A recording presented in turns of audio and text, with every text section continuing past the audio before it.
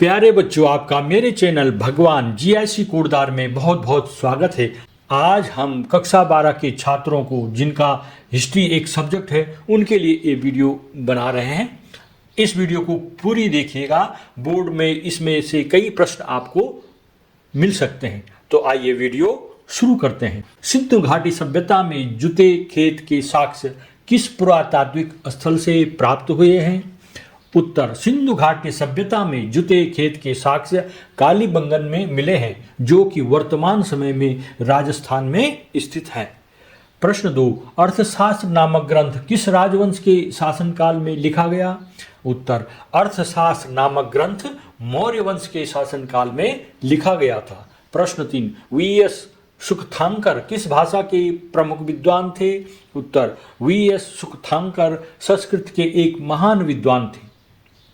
प्रश्न 4, महात्मा बुद्ध ने अपना प्रथम उपदेश कहाँ दिया था? उत्तर, बौद्ध परंपरा के अनुसार सारनाथ वह स्थान है जहां लगभग 528 ईस्वा पूर्व 35 वर्ष की आयु में गौतम बुद्ध ने बौद्ध गया में ज्ञान प्राप्त करने के बाद अपना पहला उपदेश दिया था। प्रश्न 5, फ्रांसवा वर्नियर था? उत्तर, फ्रांसवा वर्नियर फ्रांस का निवासी था। वह एक चिकित्सक, राजनीतिज्ञ, दार्शनिक तथा एक इतिहासकार था।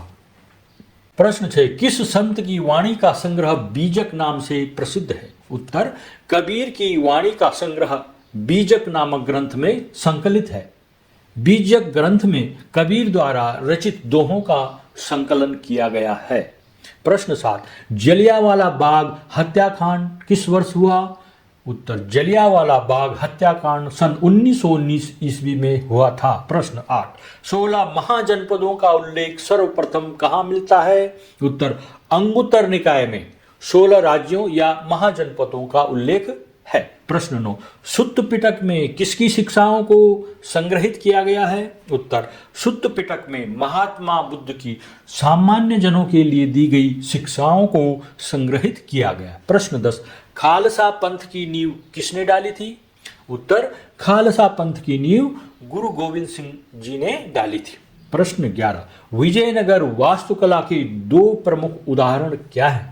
उत्तर, विजयनगर वास्तुकला के दो उदाहरण निम्नलिखित हैं। नंबर 1 है कमल महल, दूसरा महानवमी डिब्बा।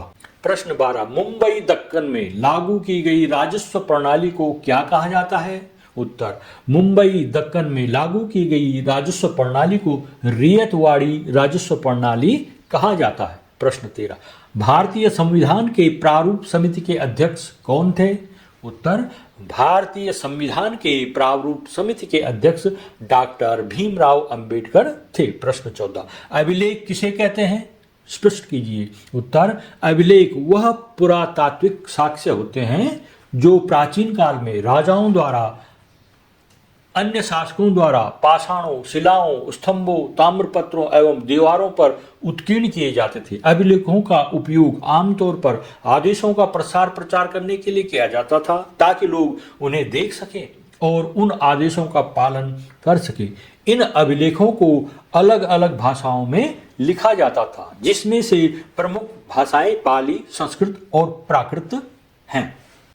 प्रश्न 15, खानकाह पर एक संक्षिप्त टिप्पणी लिखिए। उत्तर, खानकाह एक सूफी संस्था थी जहां सूफी संत रहते थे। सूफी संत अपने खानकाहों में विशेष बैठकों का आयोजन करते थे, जहां सभी प्रकार के भक्तगण, जिनमें शाही घरानों के लोग तथा अभिजात और आम लोग भी शामिल होते थे, वे आध्यात्मिक विषयों पर चर्चा करते थे। अपनी दुनियादारी की समस्याओं को सुलझाने के लिए संतों का आशीर्वाद मांगते थे और संगीत तथा नृत्य के जलसों में शामिल होते थे। प्रश्न 16, 1857 की क्रांति का तत्कालिक कारण क्या था? इतिहासकार एनफील्ड राइफल में चर्बी युक्त कारतूस के प्रयोग को 1857 के विद्रोह का तात्कालिक कारण मानते हैं। यह माना जाता था कि कारतूस, जो इस राइफल के साथ एक सामान्य मुद्दा था, में सुअर की चर्बी, जिसे मुसलमानों द्वारा अपवित्र माना जाता है, तथा गाय की चर्बी भरी थी, जिससे हिंदू क्रोधित हो गए, क्योंकि गाय उनके लिए मां के समान है। इससे हिंदू और मुसलमान दोनों की धार्मिक भावनाओं को ठेस पहुंची। किस ब्रिटिश प्रधानमंत्री ने कैबिनेट मिशन भारत भेजा था और इस मिशन द्वारा क्या प्रस्ताव प्रस्तुत किया गया था? क्या यह प्रस्ताव विभाजन का विकल्प हो सकता था? उत्तर, ब्रिटिश प्रधानमंत्री विंस्टन चर्चिल ने कैबिनेट मिशन भारत भेजा था। इस मिशन द्वारा रखे गए प्रस्ताव निम्नलिखित थे। भारत का एक संघ होना चाहिए जिसमें ब्रिटिश भारत तथा भारतीय रियासतें सम्मिलित होनी चाहिए। इसके अधीन विदेशी मामले, सुरक्षा, यातायात जैसे विषय होने चाहिए। दूसरा, इस संघ की एक कार्यकारिणी तथा एक व्यवस्थापिका समिति होनी चाहिए जिसका संगठन ब्रिटिश भारत तथा देशी रियासतों के प्रतिनिधियों से होना चाहिए।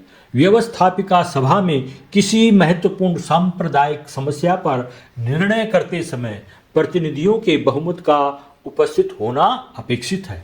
संघीय विषयों के अतिरिक्त सभी विषय तथा शेष सभी अधिकार प्रांतों के अधीन होने चाहिए।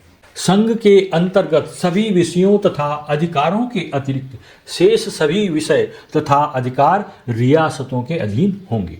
प्रांतों को अपनी कार्यकारिणी तथा व्यवस्थापिका सभाओं सहित परस्पर समूह बनाने की स्वतंत्रता होगी। संघीय तथा समूह राज्यों के संविधानों में एक ऐसी धारा होनी चाहिए जिसके द्वारा कोई प्रांत अपनी विधानसभा की बहुसम्मति से पहले 10 वर्षों के पश्चात तथा तत्पश्चात प्रति 10 वर्षों के पश्चात संविधान की धाराओं पर पुनर्विचार कर सकता है। हाँ, उपयुक्त प्रस्ताव भारत विभाजन का विकल्प हो सकता था।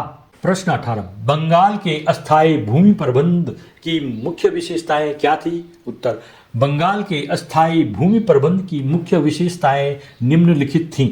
अस्थायी रूप से भूमि का स्वामी जमींदारों को मानते हुए मालगुजारी वसूल करने का काम अस्थायी रूप से जमींदारों को दे दिया और कंपनी का मालगुजारी में भाग निश्चित कर दिया। दूसरी विशेषता यह थी कि इस नवीन व्यवस्था में लगान घटाया बढ़ाया नहीं जा सकता था। जमींदारों पर गांव में शांति व्यवस्था का भी दायित्व डाला गया। विशेष बात यह थी कि पट्टे के द्वारा जमींदार भूमि कृषकों को देते थे और वे बिना सरकार की आज्ञा के पट्टे का लगान नहीं बढ़ा सकते थे।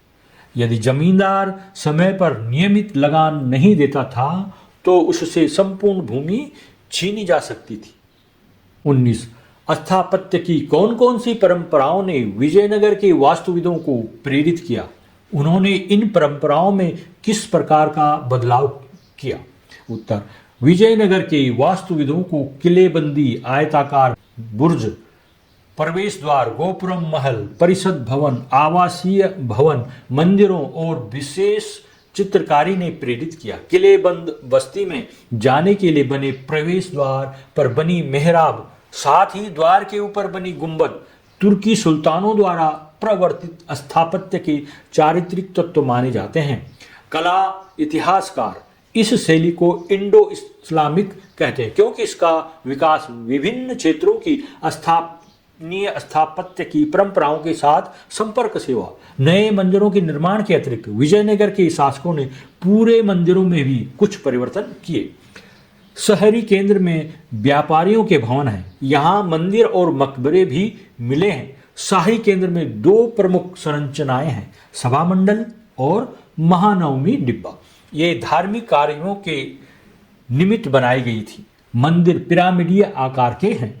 दक्षिण भारत में द्रविड़ शैली प्रचलित थी जो नीचे से ऊपर की ओर छोटे होते चले जाते हैं।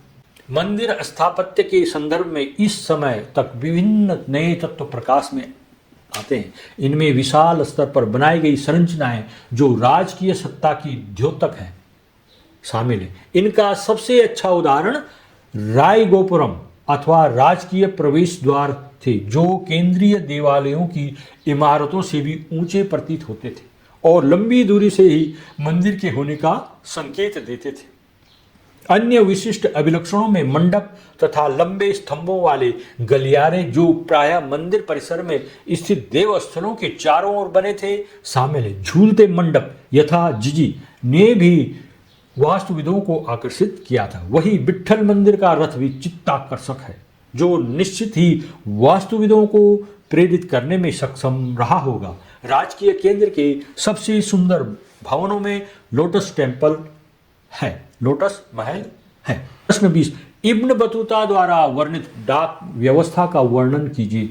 भारत में दो प्रकार की डाक व्यवस्था थी उस समय। अश्व डाक व्यवस्था, जिसे उलूक कहा जाता था, हर 4 मील की दूरी पर स्थापित राजकीय घोड़ों द्वारा चालित होती थी। पैदल डाक व्यवस्था के प्रति मील 3 अवस्थान होते हैं, इसे दावा कहा जाता है, और यह 1 मील का तिहाई होता है। अब हर 3 मील पर घनी आबादी वाला एक गांव होता है, जिसके बाहर 3 मंडप होते हैं, जिनमें लोग कार्य करने के लिए तैयार बैठे रहते हैं। उनमें से प्रत्येक के पास 2 हाथ लंबी एक छड़ होती है, जिसके ऊपर तांबे की घंटियां लगी होती हैं। जब संदेशवाहक शहर से यात्रा आरंभ करता है तो एक हाथ में पत्र और दूसरे में घंटियों सहित छड़ लिए वह क्षमता अनुसार तेज भागता है। जब मंडप में बैठे लोग घंटियों की आवाज सुनते हैं तो वे तैयार हो जाते हैं। जैसे ही संदेशवाहक उनके पास पहुंचता है, उनमें से एक उससे पत्र ले लेता है और वह छड़ हिलाते हुए पूरी ताकत से दौड़ता है, जब तक वह अगले दावे तक नहीं पहुंच पाता। पत्र के अपने गंतव्य तक पहुंचने तक यही प्रक्रिया चलती रहती है। धन्यवाद।